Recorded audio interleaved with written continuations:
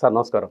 Sir చెప్పండి sir, అంటే శరత్ చంద్రారెడ్డి అంటే అరవింద ఫార్మా ఎండి అంటే నిజంగా ఈ ఢిల్లీ లిక్కర్ స్కామ్లో అరెస్ట్ కావడం, అంటే దీని తర్వాత ఏం జరగబోతుంది? అంటే ఇప్పుడు మనకు తెలంగాణకు సంబంధించి కవిత గారి పేరు కూడా మనకు వినపడింది.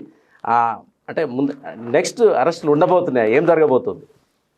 ఇప్పుడు వాస్తవంగా ఢిల్లీ లిక్కర్ స్కామ్ గురించి వార్త బయటికి రాగానే సార్ ఢిల్లీలో భారతీయ జనతా పార్టీకి సంబంధించిన ఢిల్లీ ప్రాంతానికి సంబంధించిన కీలక నేతలు ఒక ప్రెస్ మీట్ పెట్టారు. సార్ ఆ ప్రెస్ మీట్లో పాల్గొంది కూడా ఎవరు అంటే ఢిల్లీ మాజీ ముఖ్యమంత్రి సాహిబ్ సింగ్ వర్మ గారి కొడుకు, ప్రస్తుతం ఢిల్లీ ఎంపీగా ఉన్న ఆయన ఆధ్వర్యంలో ప్రెస్ మీట్ పెట్టి తెలంగాణ రాష్ట్ర సమితి నాయకులు కేసీఆర్ గారి బిడ్డ, మాజీ ఎంపీ ప్రస్తుత ఎమ్మెల్సీగా ఉన్న కవిత గారి గురించి ప్రస్తావించడం, తెలంగాణ ప్రాంతానికి ఆంధ్ర ప్రాంతానికి సంబంధించిన అంటే ఏంటంటే మాగుంట శ్రీనివాసరెడ్డి గారు లిక్కర్ వ్యాపారంలో ఉన్నారు కాబట్టి వారిని గురించి ప్రస్తావించడం, తర్వాత శరత్చంద్రారెడ్డి గారు గ్యారంటీ మనీ ఈయనే పే చేశారని చెప్పని వీరిని ప్రస్తావించడం, ఒకప్పుడు మనకి బళ్ళారి ఐరన్ ఓర్కి సంబంధించిన జనార్దన్ రెడ్డి గారి కుంభకోణం జరుగుతూ ఉన్న టైంలో, కేసు విచారణ జరుగుతున్న టైంలో జాతీయ మీడియాలో కూడా రెడ్డి బ్రదర్స్ అనే పేరుతోటి ఒక సంచలనంగా ఉండేది. ఆ రోజు జగన్మోహన్ రెడ్డి గారి కేసు నడుస్తూ ఉంటాం, జనార్దన్ రెడ్డి గారి కేసు నడుస్తూ ఉంటాం.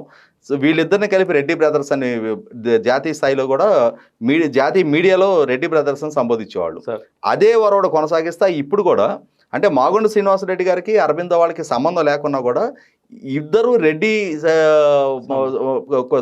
సామాజిక వర్గానికి సంబంధించిన వాళ్ళు అయ్యడంతో వాళ్ళు ఢిల్లీ వాళ్ళు రెడ్డి బ్రదర్స్ అని చెప్పని సంబోధించారు. ఏదేమైనా ఈ విచారణ లోతుకి వెళ్ళే కొద్ది కూడా విస్తుగొలిపే వాస్తవాలు బయటకు వస్తూ ఉన్నాయి. అక్కడ ఒక పాలసీ డ్రాఫ్ట్ చేయడంలో, ఆ పాలసీ డ్రాఫ్టింగ్లో ప్రైవేటు వ్యాపారస్తులకి మేలు జరిగే విధంగా ప్రభుత్వ పాలసీని డ్రాఫ్ట్ చేయించడంలో తెలంగాణ రాష్ట్ర సమితికి సంబంధించిన కవిత గారు కీలక పాత్ర పోషించారని వాళ్ళు ఆరోపణ చేయటం, ఆ విషయంలో పరువు నష్టం దావా కవిత గారు ఇక్కడ తెలంగాణలో సివిల్ కోర్టులో వేయటం, ఆ కోర్టులో వేసిన తర్వాత మీడియాలో కవిత గారి పేరు ప్రస్తావించొద్దని చెప్పని కోర్టు ఆదేశాలు ఇచ్చిన తర్వాత కవిత గారి గురించి అయితే ప్రస్తావన ఆగిపోయింది. కానీ ఆ విచారణ ముందుకెళ్తూ కవిత గారికి సంబంధించిన చార్ట్ అకౌంటెంట్ గోరంట్ల బుచ్చిబాబు గారి ఇంటి మీద సోదాలు చేయటం, తర్వాత ఇక్కడ పిళ్ళయ్య గారని చెప్పని ఆయన మీద సోదాలు జరపడం, ఆయన అరెస్ట్ చేయడం, ఆయన అరెస్ట్ చేసిన ధర్మిలా ఆయన కవిత గారికి ఆర్థిక వ్యవహారాలు మొత్తం కూడా చూసే వ్యక్తి అని చెప్పని అనూస్ బ్యూటీ పార్లర్లకు సంబంధించిన యజమాని ఆయన అరెస్ట్ చేయటం, ఈ అరెస్టులు ఇట్లా కొనసాగుతూ ఉండగానే ఈరోజు ఉదయాన్నే మనకి వచ్చిన ఒక షాకింగ్ న్యూస్ ఏంటి అంటే అరబిందో ఫార్మాకి సంబంధించిన డైరెక్టర్ శరత్చంద్రారెడ్డి గారు, తర్వాత వినయ్ కుమార్ అని చెప్పని ఆంధ్ర ప్రాంతానికి సంబంధించిన ఆయన ఇద్దరిని అరెస్ట్ చేశారని చెప్పని వార్తలు బయటకు వచ్చినాయి. ఇక్కడ తెలంగాణ ప్రాంతానికి సంబంధించిన అంటే వాస్తవంగా వీళ్ళు రూట్స్ ఆంధ్ర ప్రాంతానికి నుంచే నెల్లూరు జిల్లా నుంచి వచ్చి ఇక్కడ పారిశ్రామికవేత్తలుగా హైదరాబాద్లో స్థిరపడ్డారు. అరబిందో ఫార్మా అనేది వాళ్ళ ప్రపంచ ప్రఖ్యాతిగాంచిన పారిశ్రామిక మందుల ఫార్మా రంగంలో ఒక మంచి పేరు గణించిన ఫార్మా సంస్థ. వాళ్ళు ఇన్ఫ్రాస్ట్రక్చర్ రంగంలోకి వచ్చారు.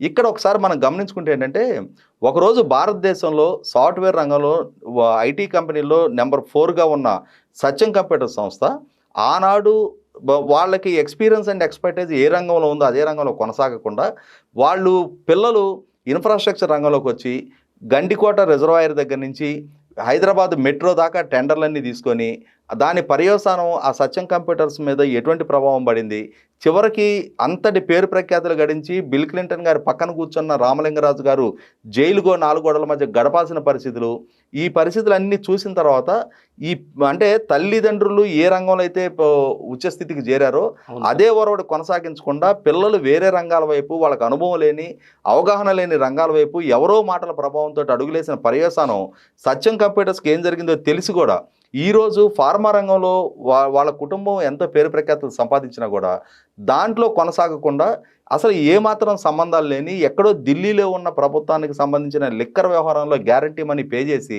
ఈరోజు ఈడీ విచారణ జరిగి ఆ ఈడీలో ఆధారాలు ఉన్నాయని చెప్పని అరెస్ట్ కావటం అనేది ఒక రకంగా పారిశ్రామికవేత్తల్లో కానీ మిగిలిన అంటే అంతటి పేరు ప్రఖ్యాతులు గడించిన కుటుంబం ఈ కొడుకులు చేస్తున్న తప్పటడుగుల పర్యవసానం ఇవాళ అందరూ తలంచుకోవాల్సిన పరిస్థితులు. ఇక్కడ ఒకసారి మనం గమనించుకుంటే ఏంటంటే ఈ శరత్చంద్రారెడ్డి గారు తమ్ముడు ఆంధ్రప్రదేశ్లో అధికారంలో ఉన్న వైసీపీ పార్టీకి సంబంధించిన పార్లమెంటరీ పార్టీ నాయకుడు విజయసాయిరెడ్డి గారి అల్లుడు. ఇక్కడ ఇంకొకటి కూడా గతంలో ఆరోపణలు రావడం జరిగింది.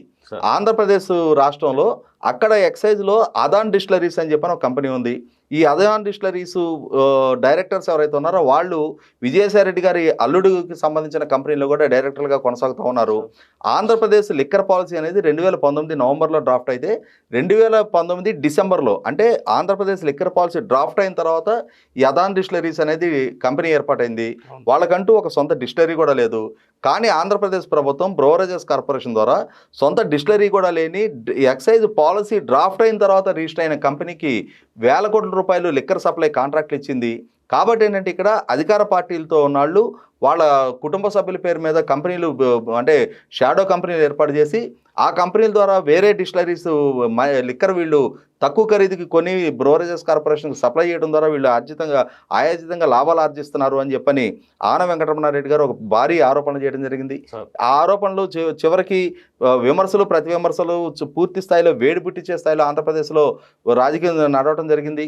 ఈరోజు మళ్ళీ తిరిగి అదే విజయసాయిరెడ్డి గారు అల్లుడిగా అన్న శరత్చంద్రారెడ్డి అదే లిక్కర్ కుంభకోణానికి సంబంధించి ఢిల్లీలో ప్రభుత్వంలో లిక్కర్ కుంభకోణానికి సంబంధించి అరెస్ట్ అవడం ఖచ్చితంగా రేపటి రోజున ఇది ఎంతవరకు దారితీస్తుంది, ఇంకా ఎంతమంది ప్రముఖుల పేర్లు బయటకు తీసుకొస్తుంది, ఈ విచారణ లోతుకి వెళ్ళే కొంది ఇంకెంతమంది కీలకమైన వ్యక్తుల పేర్లు బయటకు వస్తాయి అనేది కూడా మనం వేచి చూడాల్సి ఉంటుంది. ఏదేమైనా ఆంధ్రప్రదేశ్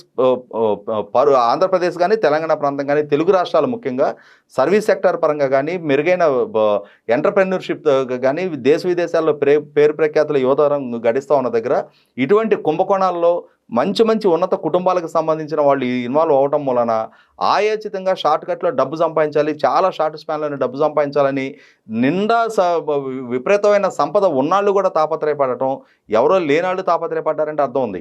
అరబిందో ఫార్మా కొన్ని వేల కోట్ల రూపాయలు మార్కెట్ క్యాపిటలైజేషన్ ఉన్న కంపెనీ, సంవత్సరానికి 100 కోట్ల రూపాయల ఆదాయం ఉన్న కంపెనీ, ఇవాళ ప్రపంచ వ్యాప్తంగా మంచి పేరు ప్రఖ్యాతులు ఉన్న కంపెనీ, ఆ కంపెనీకి సంబంధించిన వాళ్ళు ఇటువంటి తప్పటడుగులు వేయటం మూలన ఇప్పుడు కార్పొరేట్ ప్రపంచంలో కూడా ఇవాళ ఎటువంటి సెట్బ్యాక్కు దారితీస్తుంది, పేరు ప్రఖ్యాతుల పరంగా ఎంత నష్టాన్ని ఎదుర్కోవాల్సి ఉంటుంది.